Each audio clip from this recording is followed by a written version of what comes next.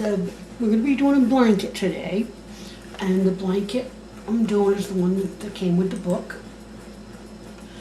It is called, one minute, it's just number 5 Afghan, okay?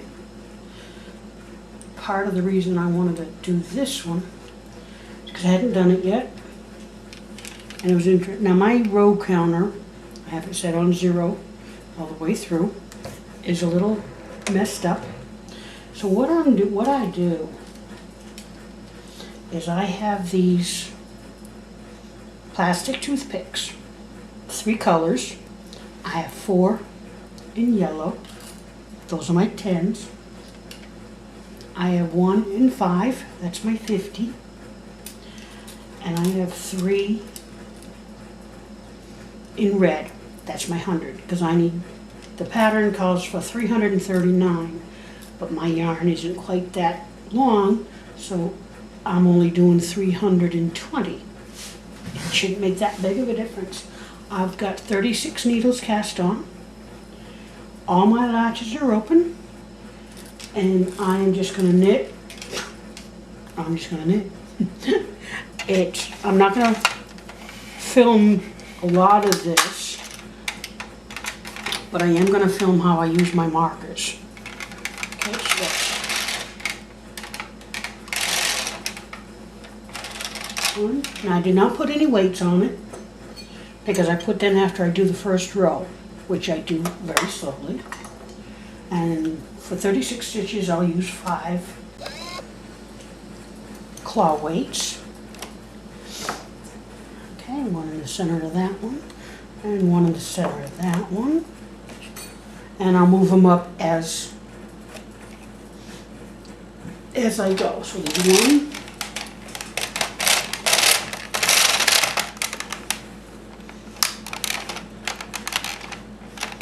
2,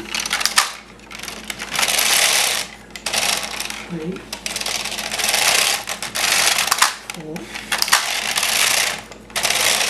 5, 6, 7, 8,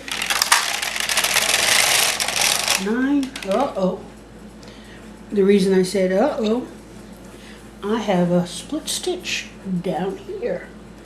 So I'm going to undo this one. And this is when these little picks coming off, so it'll come in handy. So undo that stitch. Which I'm going to just stick it there for now, because I have a split stitch I need to do a little repairing on.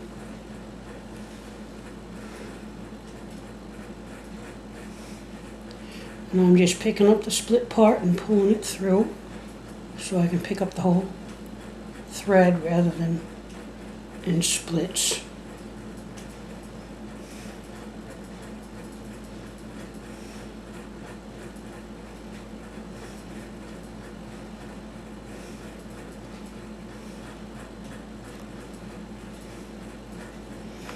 There we go.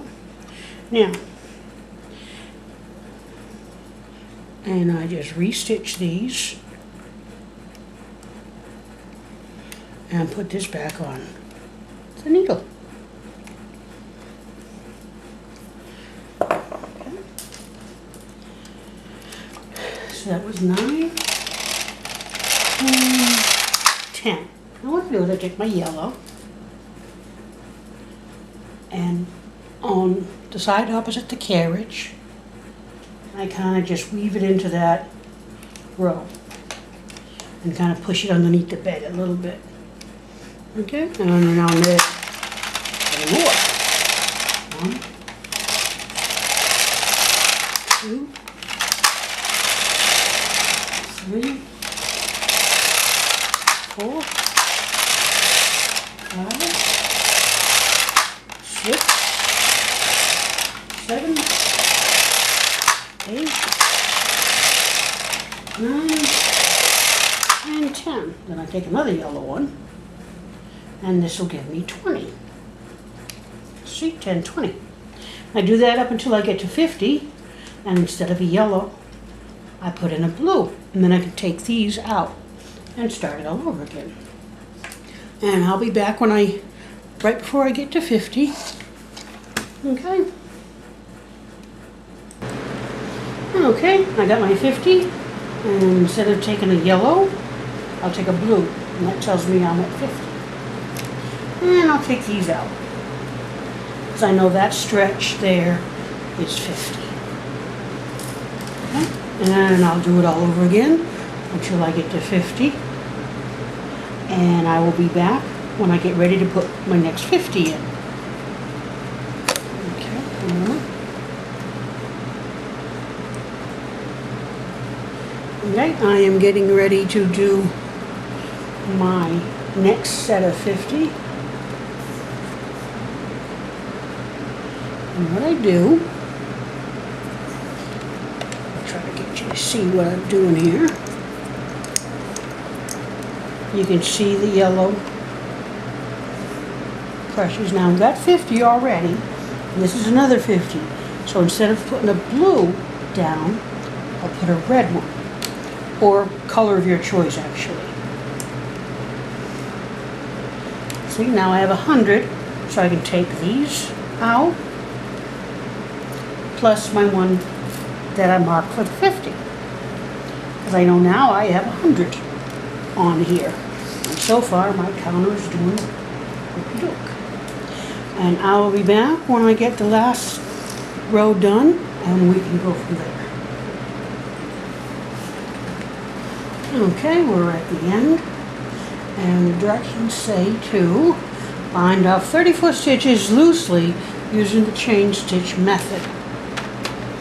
Okay, so I'm going to take my markers out, and I'm going to locate my latch tool. Now the way I like doing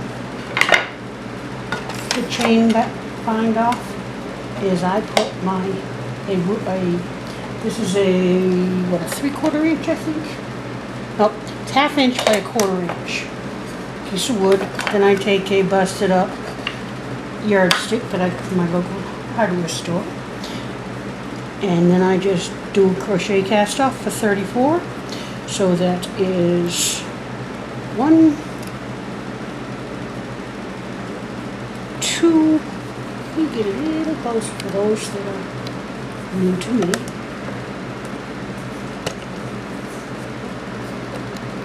That's all right.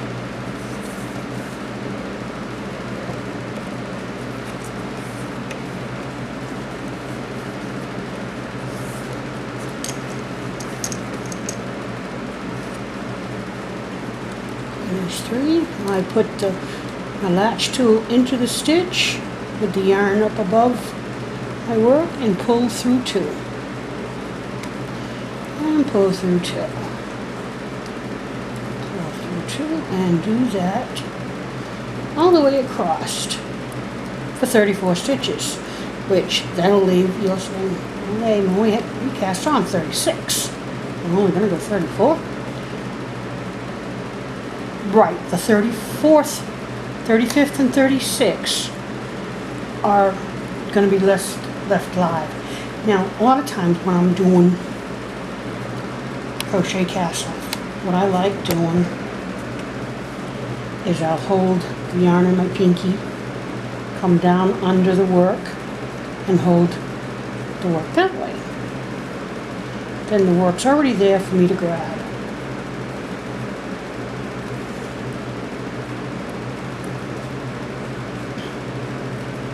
Again, this pattern is from the booklet. I believe I'm using key plate 2.5. And I'll mention what yarn I'm using when I get this done. Now it says to thread a short, I think it says thread a short piece of yarn in the last 2 stitches, which we'll do that in a moment. Now if you've got stitch markers, that you could use them, or stitch holders, bobby pins, whatever you have on hand that you can hang on to those 2 stitches, because you're going to need to unravel them when you go to put the second stripe in. This is stripe A. And apparently this is my outer edge of the blanket. Oh, pay attention to what you're doing. You don't drop a stitch. If you do, just take it out and redo it. Okay. And that's 34, so I'm going to take that down, and I'm going to pull the yarn through the last stitch, and I will cut this with a long tail, just so I don't lose it. Okay. Now you want a piece of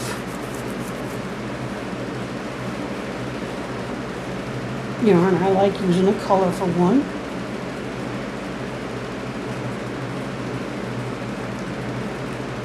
You want a good size length so that you can find it again. Now you can do it one of 2 ways. You could use your latch tool, or you could use your transfer tool. And you might want to use the transfer tool. Thread the transfer tool, push it in, grab one side, and pull it all out. And then just stick this into there. Now you don't want to do this tight because you want to be able to get rid of it afterwards. Okay. Remove your weights. Now I'm not going to film each square. Just follow the directions as you see them. This was strip A. Strip B is, well, they want you to do the left strip, and they want in color A, but I'm having different stripes colors. And just take this off, and there is my stripe. You gotta make sure you take off your 100 marker, because you don't need it anymore.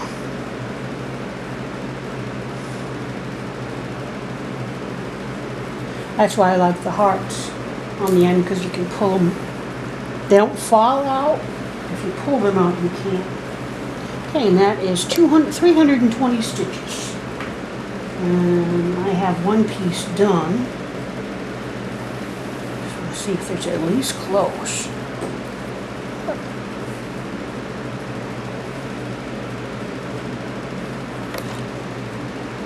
It's okay. Okay, and now I'll go do each one of your stripes, and then I'll be back and we'll have fun putting it together.